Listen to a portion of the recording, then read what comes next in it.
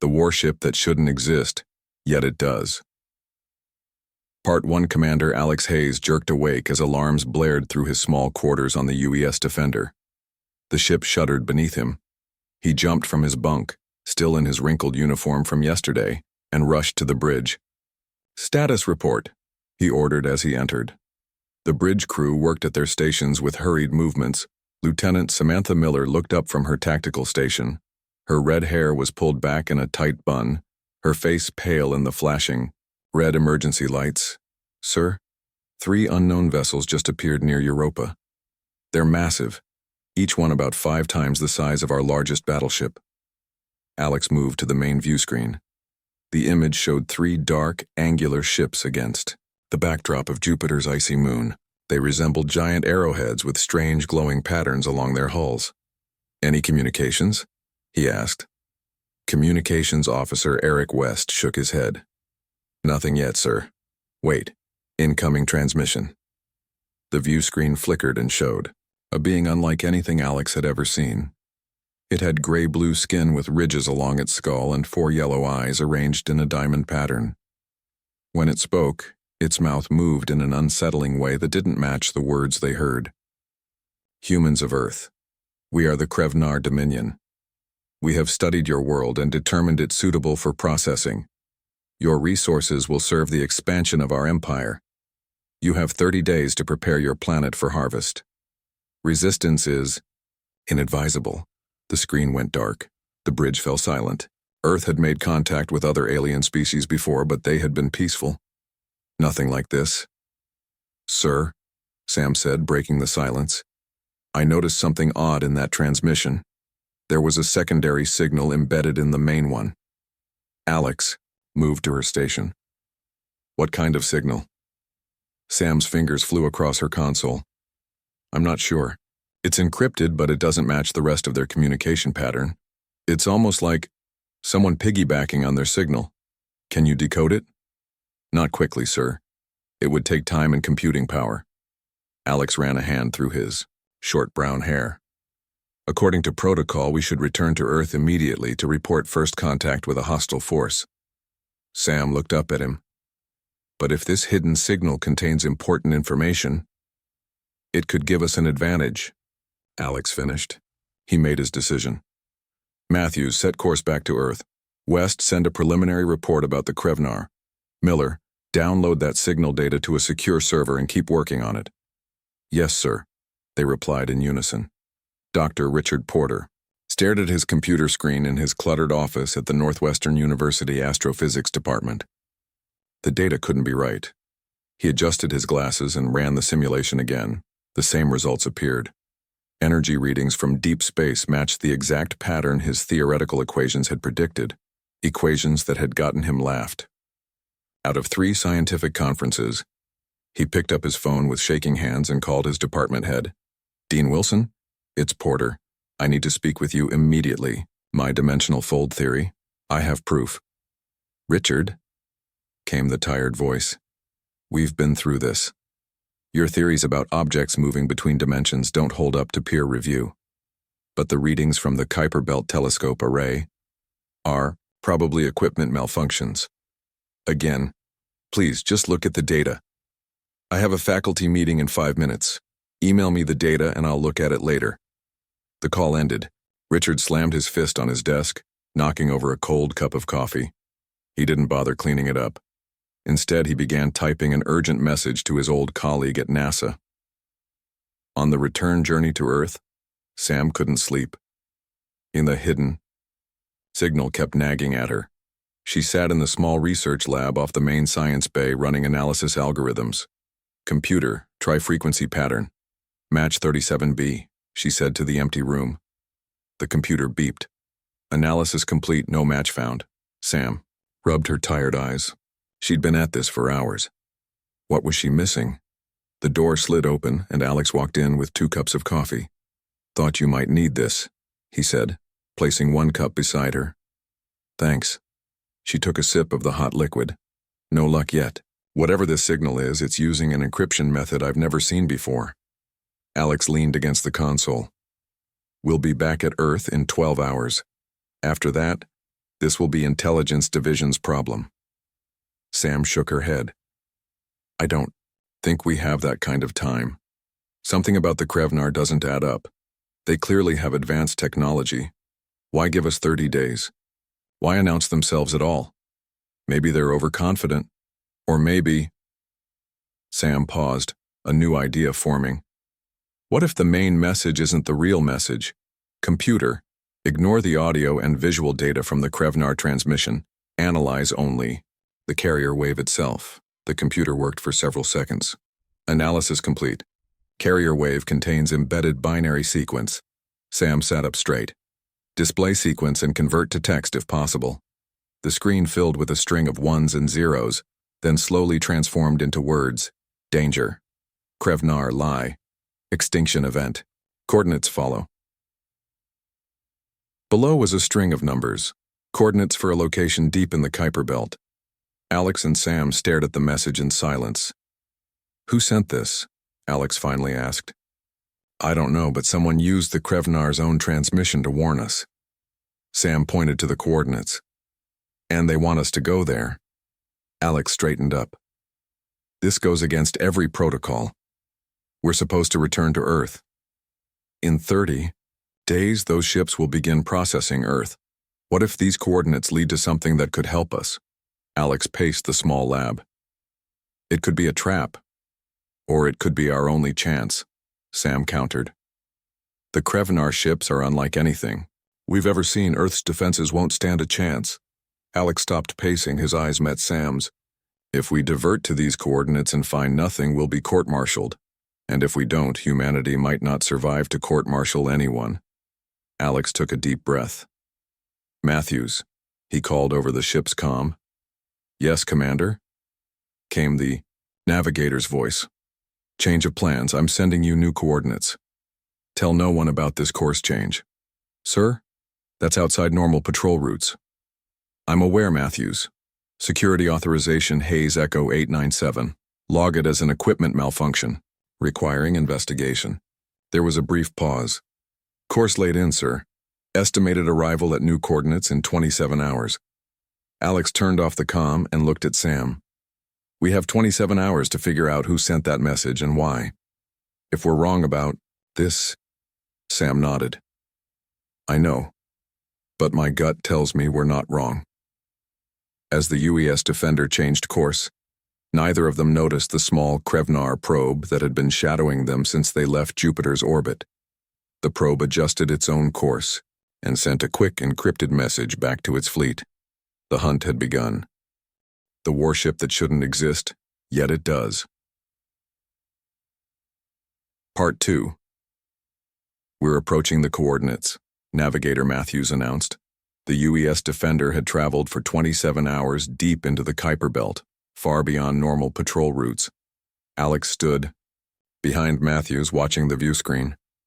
Nothing but empty space and distant stars filled the screen. Are you sure these are the correct coordinates? Alex asked.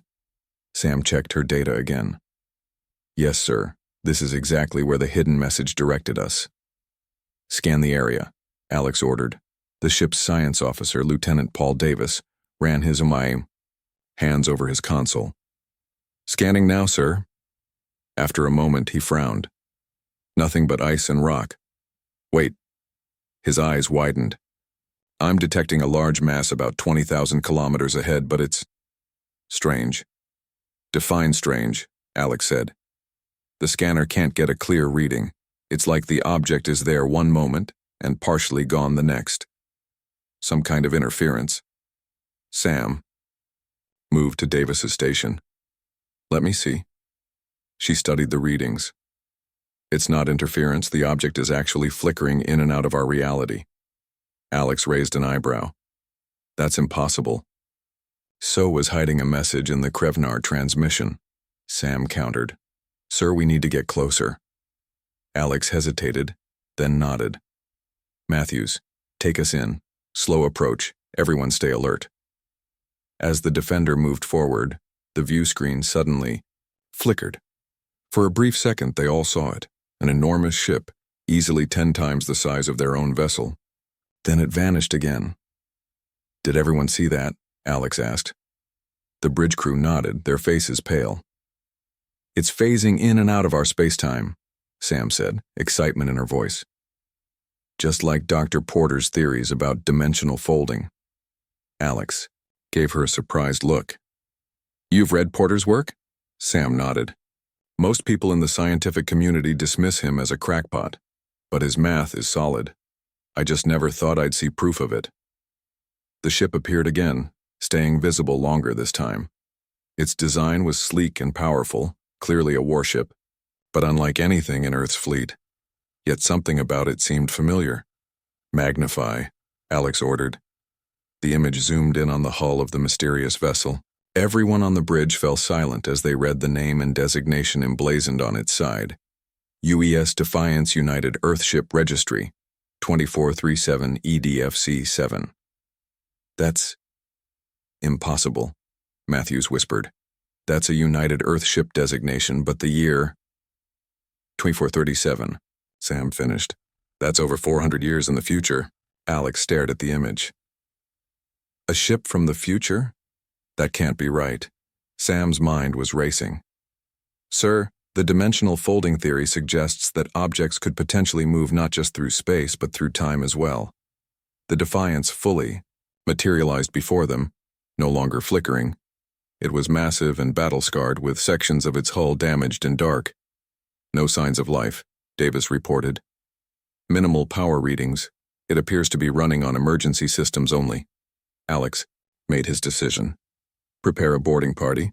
Miller, Davis, you're with me. Matthews, you have the con. If anything happens, get the Defender back to Earth immediately.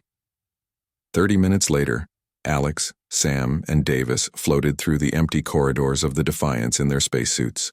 The ship's artificial gravity was offline, and emergency lights cast eerie red shadows along the walls. The architecture is definitely human, Davis noted. But the materials... I've never seen alloys like these before. They made their way to what appeared to be the bridge. Sam worked on the control panel beside the sealed door. I think I can get it open, she said. The interface is advanced but based on our current systems. The door slid open with a hiss. They pushed themselves inside. The bridge was large and dark, with stations arranged in a semicircle around a central command chair. Everything was silent and still. Let's get some power online, Alex ordered. Sam floated to what looked like the main engineering console. This technology is incredible. It's like someone took our current systems and evolved them through multiple generations of innovation. She pressed several buttons and the lights flickered on. Screens around the bridge illuminated, showing status reports and damage assessments. Life support is operational in this section, Davis reported, checking his suit readings. We can remove our helmets if you want, sir. Alex nodded, and they all removed their helmets. The air was stale but breathable. Look for any record of what happened to this ship, Alex said, and why it's here. Sam moved to what appeared to be the captain's station. She activated the console, and a holographic display appeared above it. Captain's log, she called out. I found entries. Alex and Davis joined her as she played the most recent recording. A hologram appeared, a tired-looking woman in a uniform they didn't recognize. Her face was dirty, and there was blood on her temple. Captain Elena Reyes, UES Defiance. Final log entry. The Krevnar have found our last colony. Earth fell decades ago. This is humanity's final stand. She paused, looking off camera as an explosion shook her image. The temporal displacement device is our last option. We're sending the Defiance back 400 years before the Krevnar invasion. The ship contains everything our past selves will need to prevent what happened to us. Area will guide them when they find the ship. Another explosion. More violent this time. Alarms blared in the background. The Krevnar aren't just conquerors, they're exterminators. They process inhabited worlds for their resources, including sentient life forms. If you're watching this, you're our only hope. Find Area. Save Earth. The recording ended abruptly. The three of them stood in silence, processing what they'd just heard. Aria? Alex finally said. Who or what is Area? As if in response, a soft, Blue light began to glow from a panel near the captain's chair. A voice, smooth and gender-neutral, filled the bridge. Advanced Recursive Intelligence Array online. Damage assessment in progress. Unknown personnel detected on bridge. Sam stepped forward. We're from United Earthship Defender. I'm Lieutenant Samantha Miller. This is Commander Alex Hayes and Lieutenant Paul Davis. There was a pause. Temporal displacement successful. Current. Year verification required. It's 2023, Alex replied. Another pause. Confirmed. 414 years before catastrophic Krevnar invasion. Primary mission parameters viable. Initiating first contact protocol. A hologram appeared in the center of the bridge. A detailed schematic of the Defiance. Welcome aboard the last ship of humanity, Arya said. We have much to discuss and very little time. In the darkness of space, several thousand kilometers away, the small Krevnar probe continued to observe the Defender and the partially materialized Defiance. It transmitted its findings back to the Krevnar fleet near Jupiter. Something had just changed in the probe's assessment of human capabilities, something that would concern its masters greatly. The warship that shouldn't exist, yet it does. Part 3. What exactly is the UES Defiance? Alex asked, looking at the glowing blue hologram of Arya. The Defiance is humanity's final achievement, Arya replied. A warship built to fight the Krevnar, after they had already conquered most of human space. It combines 4 centuries of technological development with discoveries made by studying Krevnar technology. Sam circled the holographic display of the ship.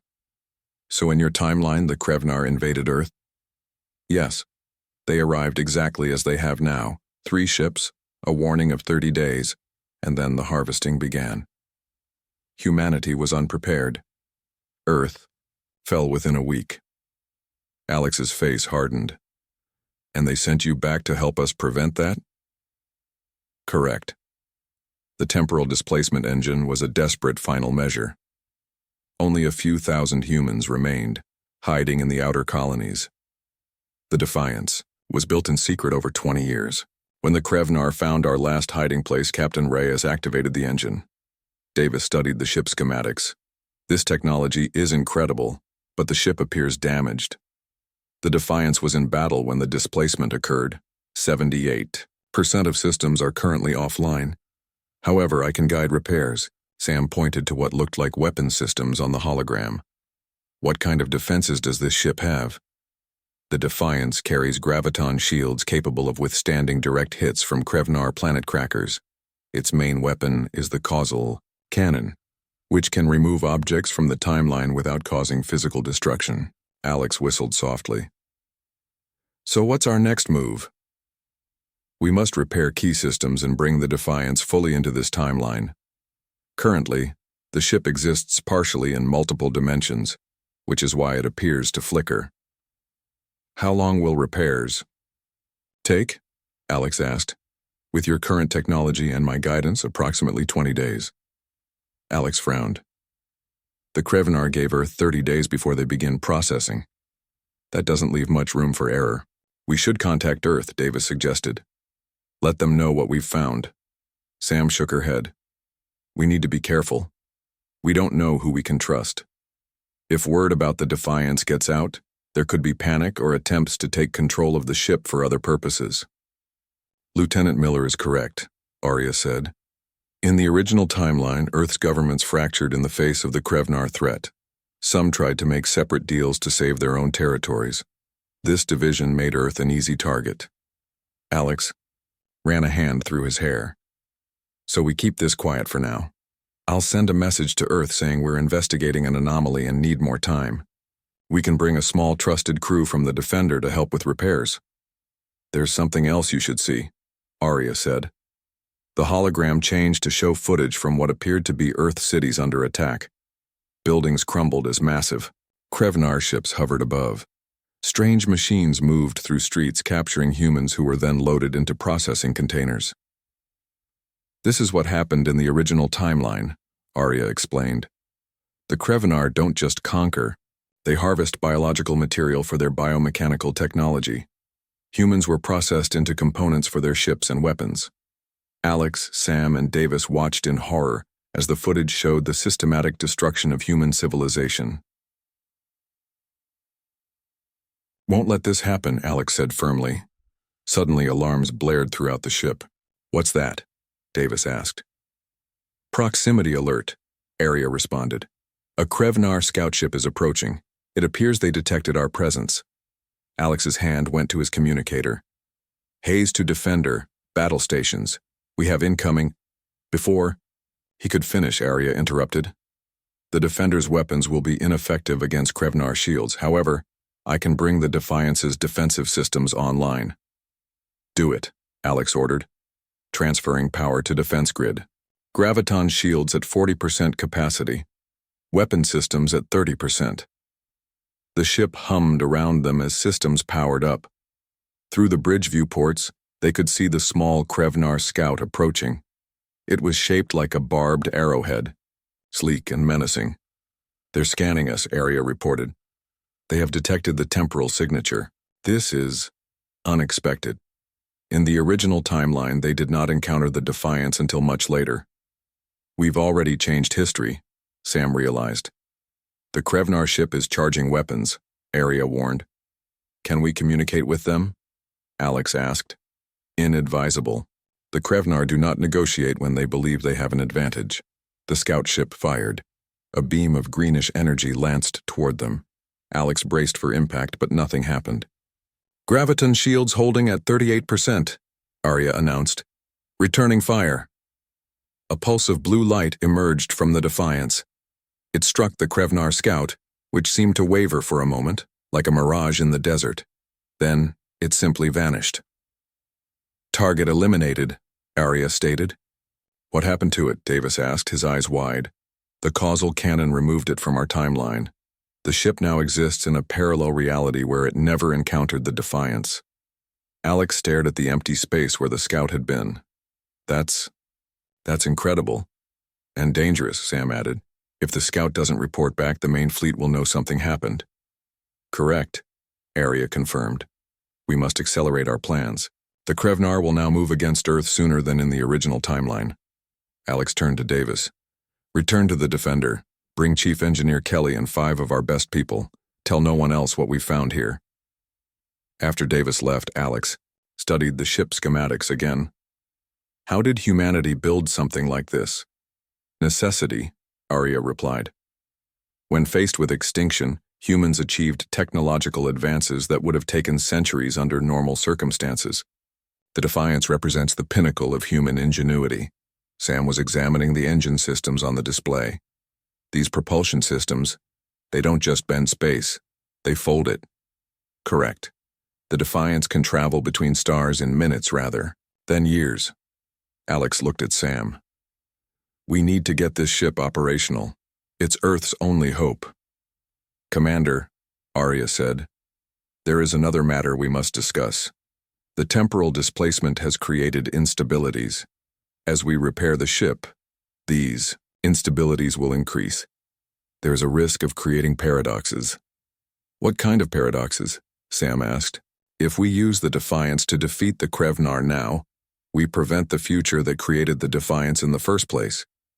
This contradiction could have unpredictable consequences for the timeline." Alex frowned. "So we might save Earth only to create a bigger problem?" "It is a possibility we must consider as we proceed." Back at Jupiter, the Krevnar command ship received the last transmission from its scout before it vanished. Supreme Commander Zorth Kal studied the fragmented data with his 4 yellow eyes narrowed. "Impossible," he hissed. "Humans do not possess such technology." His second-in-command approached cautiously. "The data is clear, Supreme Commander. The scout detected a human vessel with temporal energy signatures. Before it was destroyed, it recorded weapons fire unlike anything in our database." Zorth Kal turned to the view screen showing distant Earth. "Move up our timetable. Begin fleet preparations. We attack in 10 days. "But Supreme Commander, we promised the humans 30 days. Zorth Kal's mouth twisted in what might have been a smile. "Promises to lesser species are meaningless. Whatever they have discovered in the Kuiper Belt must be destroyed before they understand it. The massive Krevnar ships began to power up their engines. The race to save humanity had begun, and time was running out. The warship that shouldn't exist, yet it does. Part 4. 8 days had passed since they found the Defiance. The ship was now a hive of activity. Engineers and technicians from the Defender worked around the clock, guided by Aria's instructions. Slowly, the massive warship was coming back to life. Alex stood on the bridge watching the progress reports on the main screen. Sam approached him, looking tired but excited. "The propulsion systems are online," she reported. "We can move the ship now, but the temporal stabilizers are still giving us problems." "Meaning?" Alex asked. "The ship still isn't fully anchored in our timeline. Aria says we need to activate the dimensional core to fix that." Alex nodded. "Any word from Earth?" Sam's expression darkened. "Not good. Our last message from command says the Krevnar ships are on the move. They're heading toward Earth already. They're not waiting the full 30 days. So we have less than 2 days before they reach Earth," Alex said grimly. "What's the status of our weapon systems?" "The defensive shields are at 80%. The causal cannon is operational but not at full power." Aria's blue hologram appeared beside them. "Commander Hayes, we have a visitor approaching. It appears to be a small Earth ship." Alex frowned. "We didn't request any additional personnel." The screen showed a small research vessel approaching the Defiance. "They're hailing us," Sam said. "Put them through," Alex ordered. A man's face appeared on screen. He had wild gray hair and thick glasses. His eyes widened when he saw the bridge of the Defiance. "I knew it," he exclaimed. "Dimensional folding. I was right all along." Alex and Sam exchanged a glance. "This is Commander Hayes of the UES Defender. Identify yourself and state your purpose." "Dr. Richard Porter, Northwestern University Astrophysics." "Commander, you've found something impossible, a ship that exists in multiple dimensions simultaneously. I detected the energy signatures and tracked them here." Sam stepped forward. "Dr. Porter, I've read your papers on dimensional theory." Porter's face lit up. "You have? Usually people just laugh." "Request permission to come aboard," Porter continued. "I believe I can help you. My equations predicted this phenomenon." Alex hesitated, then nodded. "Permission granted." "But Dr. Porter, what you're about to see is classified at the highest level." Of course, Porter said eagerly. "Though I suspect the fate of humanity might depend on it, given those Krevnar ships heading for Earth." After Porter came aboard, Aria explained the situation. The scientist listened with growing excitement. "A ship from the future," Porter exclaimed, examining the schematics. "The implications are staggering." His expression sobered when he saw the footage of Earth's destruction. "We have to prevent this." "We're working on it," Alex said. "But we're facing 2 problems. First, the ship isn't fully stable in our timeline. Second, using it might create a paradox." Porter adjusted his glasses. "Let me see the temporal stabilizer systems." Aria showed him the relevant data. Porter studied it, muttering to himself. Yes, I see the problem," he finally said. "The ship exists in a state of quantum uncertainty. It's here, but part of it is still connected to its original timeline. You need to sever that connection completely." "How?" Sam asked. "By creating a temporal anchor point," Porter explained. "Something that binds it firmly to our present." He turned to Aria. "Can you modify the dimensional core to create a chronostatic field?" "Theoretically, yes," Aria replied. "But it would require significant power." "We don't have much choice," Alex said. "What about the paradox problem?" Porter paced the bridge, thinking. "If we defeat the Krevnar now, we prevent the future that created this ship, which means the ship would never be sent back, which means we couldn't defeat the Krevnar." He stopped suddenly. "Unless we don't destroy them." "What do you mean?" Sam asked. "The causal cannon doesn't destroy targets. It shifts them to another timeline," Porter said. "What if we use it not to eliminate the Krevnar, but to send them a message, A warning that changes their behavior? Arya's hologram flickered thoughtfully. Interesting. A minimal intervention that alters their decision to attack Earth without eliminating the conditions that eventually lead to the Defiance's creation. Would that work? Alex asked. Unknown, Arya admitted. But it represents our best chance of avoiding a catastrophic paradox. Alarms suddenly blared throughout the ship. What now? Alex demanded. The Krevnar fleet has increased speed, Arya reported. They will reach Earth in 14 hours. Additionally, they have dispatched 5 warships to our location. They know we're here, Sam said. How long until they reach us? Alex asked. 3 hours, Arya replied. Alex turned to the others. Dr. Porter, work with Arya on the temporal anchor. Lieutenant Miller, continue repairs on the weapon systems. I need to prepare the crew. As they rushed to their tasks, the Defiance's sensors detected something else, a transmission from Earth to the Krevnar fleet. Arya, what is that? Alex asked. It appears some Earth governments are attempting to negotiate separately with the Krevnar. They are offering resources in exchange for being spared from processing. Just like you said happened in the original timeline, Sam noted grimly. Earth is divided and vulnerable, Arya confirmed. Alex's jaw tightened. Then it's up to us. For the next 3 hours, the crew worked frantically.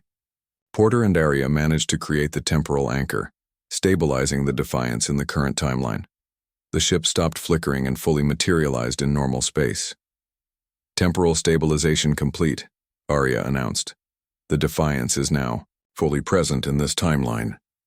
Weapons status? Alex asked.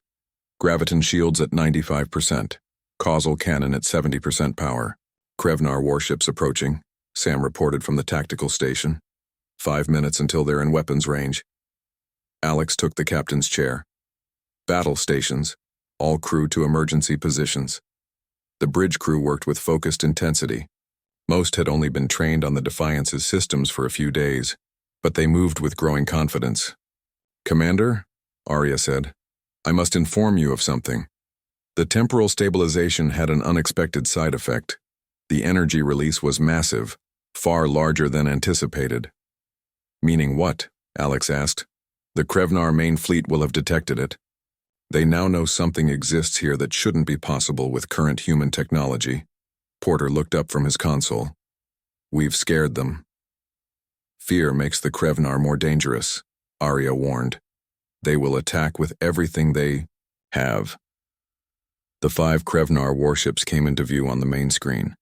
They were larger than the scout ship, their hulls covered with weapon emplacements. They're charging weapons, Sam reported. Shields up, Alex ordered. Charge the causal cannon. The Krevnar ships fired simultaneously. The Defiance rocked under the impact. Shields holding at 87%, Arya reported.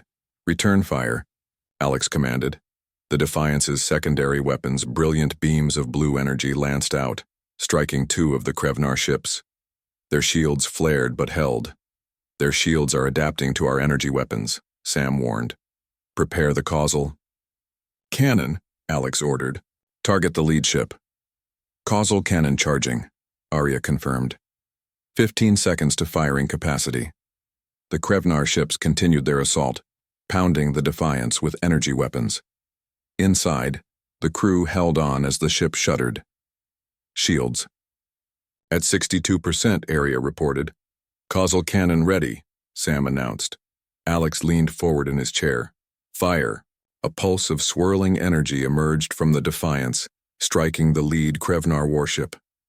The alien vessel seemed to waver, its outline blurring. Then, like the scout before it, it simply vanished. The remaining Krevnar ships paused their attack. For several moments, nothing happened.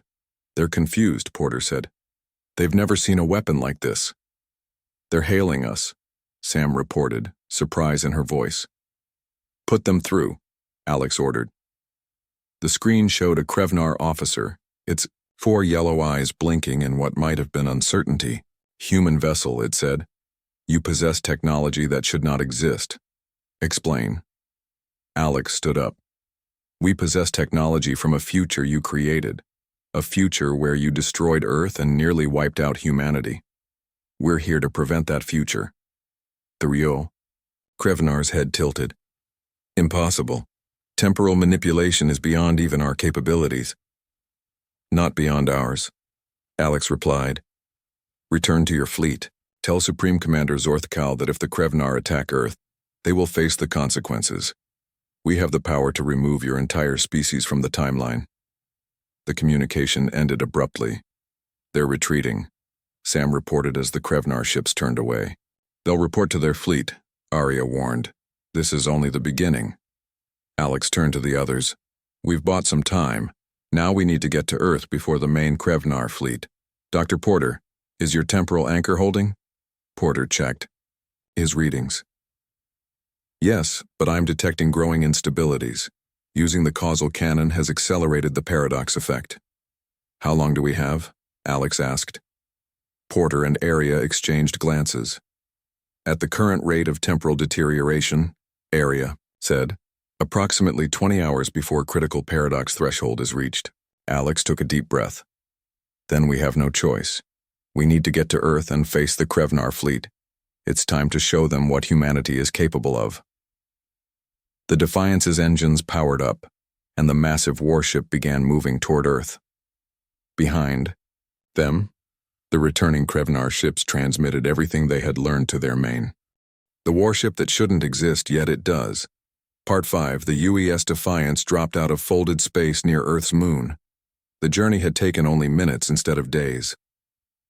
On the bridge, Alex and his crew stared at the view screen with a mix of awe and dread. The three massive Krevnar ships hovered in Earth orbit. They were even larger up close, their dark hulls gleaming against the blue of the planet below. Smaller ships swarmed around them like angry insects. They're already beginning. Attack formations, Sam reported from her station. Earth's defense fleet is moving to intercept, but she didn't need to finish. Everyone knew Earth's ships were no match for Krevnar technology. Open a channel to Earth Defense Command, Alex ordered. Admiral Grant's face appeared on screen. His eyes widened when he saw the unfamiliar bridge. Commander Hayes, where are you? What ship is that? Sir, I don't have time to explain everything.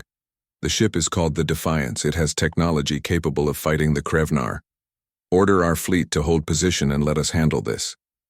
The Admiral looked skeptical. Hayes, our scanners show, your ship is massive, but we've never seen anything like it. Where did it come from? It's a long story, sir. Please trust me. If our fleet engages the Krevnar directly, they'll be destroyed. After a moment, Admiral Grant nodded. Very well. Our fleet will hold position. But Hayes, whatever you're planning, you better do it fast. The Krevnar have already announced they're beginning processing immediately. The channel closed. Alex turned to his crew. Status? Shields at full power, Sam reported. Causal cannon charged. But Commander, Dr. Porter says the temporal instabilities are increasing faster than predicted. Porter looked up from his console, his face grim. Using the dimensional drive accelerated the effect. We have less than an hour before critical paradox. Threshold. Arya's hologram appeared. The Krevnar fleet has detected us. They are moving to engage. Open a channel to the Krevnar command ship, Alex ordered. The screen changed to show Supreme Commander Zorthkal. His yellow eyes narrowed at the sight of humans on the bridge of an advanced warship. Humans, he hissed. My scouts reported an impossible vessel. Now I see it with my own eyes. Where did you acquire such technology? Alex stood tall. We built it.